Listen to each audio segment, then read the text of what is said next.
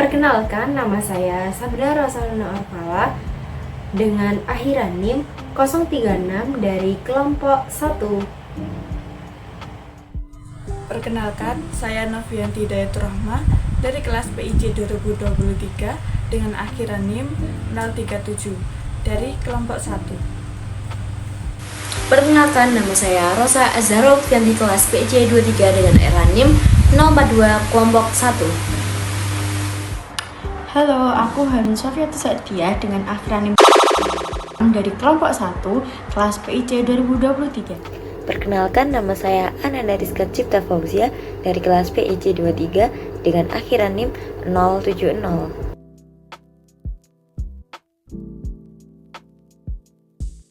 Angiospermae. Angiospermae berasal dari dua kata, yaitu angios yang mempunyai arti tertutup, sedangkan spermae yang mempunyai arti biji. Sehingga dapat kita simpulkan bahwa Angiospermae merupakan golongan tumbuhan yang dapat menghasilkan biji, serta dilindungi dengan daun buahnya serta pembuahan ganda. Bagian bunga. Pertama ada putik, benang sari, bakal biji, mahkota bunga, batang, dan daun. Benang sari adalah bagian penting dari sistem reproduksi bunga. Ini merupakan organ reproduksi jantan pada bunga, yang biasanya terdiri dari kepala sari dan tangkai sari. Kepala sari adalah tempat di mana serbuk sari diproduksi.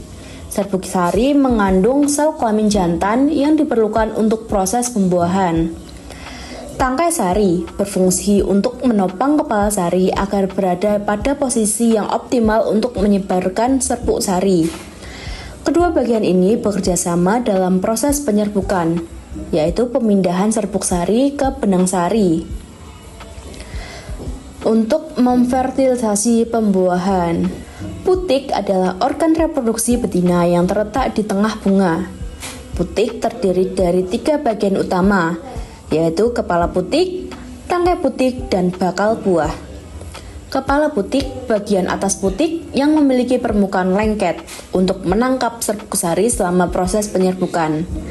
Tangkai putik, struktur seperti tabung yang menghubungkan kepala putik dengan bakal buah.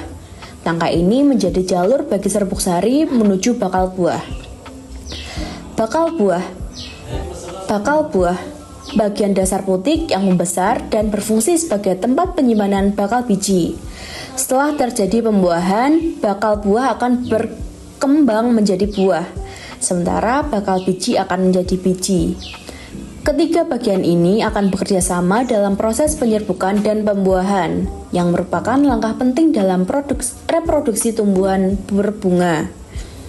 Bakal biji. Struktur ini terletak di dalam bakal buah. Bunga dan merupakan tempat di mana sel kelamin betina atau sel telur berkembang dan matang. Setelah proses pembuahan terjadi, bakal biji mengalami transformasi menjadi biji. Biji ini menyimpan embrio. Biji ini menyimpan embrio tumbuhan yang berpotensi tumbuh dan menjadi tumbuhan baru. Proses ini sangat penting untuk kelanjutan hidup tumbuhan, karena biji menjadi sarana persebaran dan kelanjutan generasi berikutnya. Prosesnya dimulai dari penyerbukan, yaitu perpindahan serbuk sari dari benang sari ke kepala putik. Penyerbukan ini bisa terjadi dengan bantuan angin, air, atau hewan, seperti lebah dan kupu-kupu. Setelah serbuk sari sampai ke kepala putik, tabung serbuk sari terbentuk. Di dalam tabung ini, sel kelamin jantan bergerak menuju ke bakal biji, tempat sel telur berada. Yang membuat Angiospermae beristimewa adalah pembuahan ganda, yaitu sel sperma membuahi sel telur. Inti generatif 1 menuju ovum akan menjadi zigot, dan inti generatif 2 dan inti kandung lembaga sekunder akan menjadi endospermae. Selanjutnya, reproduksi pada tumbuhan berbiji terbuka atau gimnospermae. Pada reproduksi secara generatif, menggunakan alat reproduksi seksual yang bernama strobilus atau runjung. Pada tumbuhan pinus dan melinjo memiliki strobilus jantan dan betina dalam satu pohon. Sedangkan tumbuhan pakis haji hanya memiliki strobilus jantan atau strobilus betina. Pada reproduksi secara generatif terjadi melalui penyerbukan. Penyerbukan pada gimnospermae terjadi ketika serbuk sari menempel pada lubang bakal biji. Kemudian cairan menguap serbuk tersebut masuk ke dalam biji dan terjadi pembuahan atau yang sering disebut dengan fertilisasi. Nah, pada reproduksi secara vegetatif yakni dengan pembentukan tunas. Pada tanaman pakis haji membentuk tunas yang disebut dengan bulbil dan pada pinus membentuk tunas akar. Selanjutnya, reproduksi pada tumbuhan Pteridophyta atau tumbuhan paku. Yang pertama kita bahas reproduksi secara generatif pada tumbuhan paku atau tumbuhan Pteridophyta.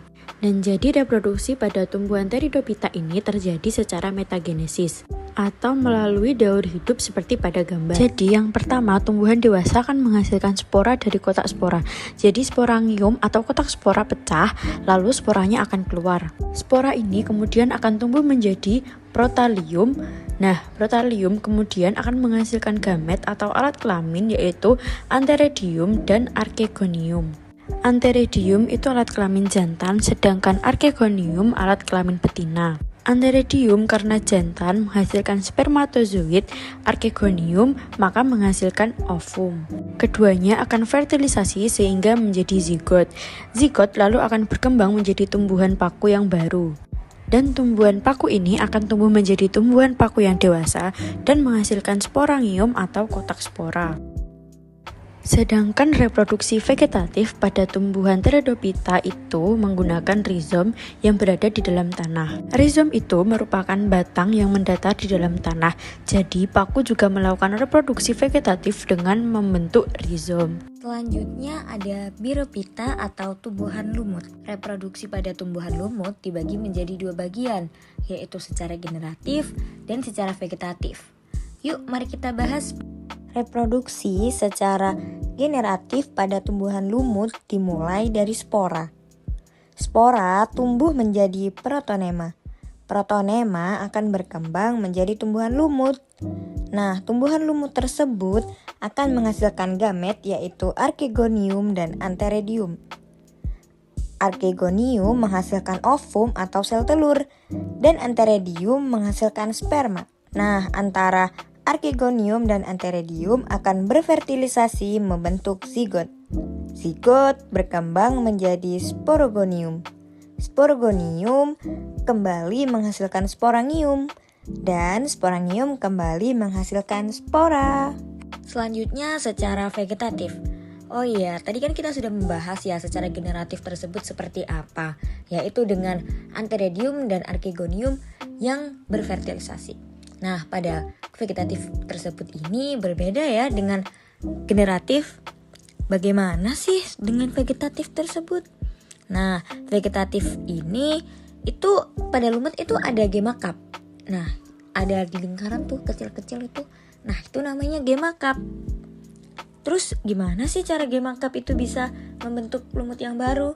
Nah, gema cup itu bentuknya itu seperti tunas. Nah, tunas tersebut apabila terkena air hujan, dia akan terpelanting. Terpelanting itu apa sih, Kak? Terpelanting itu memental ya. Mental, terus dia akan membentuk dengan tumbuhan lumut yang baru. Seperti itu. Bawang merah adalah salah satu contoh tumbuhan yang sering kita jumpai di dapur. Tumbuhan ini umumnya berkembang biak secara vegetatif alami, yaitu perkembangbiakan tanpa melalui proses perkawinan.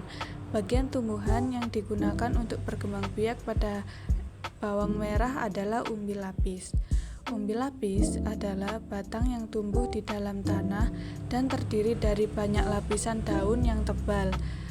Setiap lapisan daun pada umbi lapis menyimpan cadangan makanan. Di bagian tengah umbi lapis terdapat tunas yang akan tumbuh menjadi tanaman baru jika ditanam. Proses perkembangbiakan bawang merah antaranya yaitu 1. Pembentukan tunas. Tunas akan tumbuh dari bagian tengah umbi lapis. Tunas ini akan berkembang menjadi tanaman baru yang lengkap dengan akar dan daun. Kemudian, umbi lapis yang sudah memiliki tunas dapat langsung ditanam di tanah. Kemudian, tunas akan tumbuh menembus tanah dan berkembang menjadi tanaman bawang merah yang baru. Akar akan tumbuh ke bawah tanah mencari air dan mineral, sedangkan daun akan tumbuh ke atas untuk melakukan fotosintesis.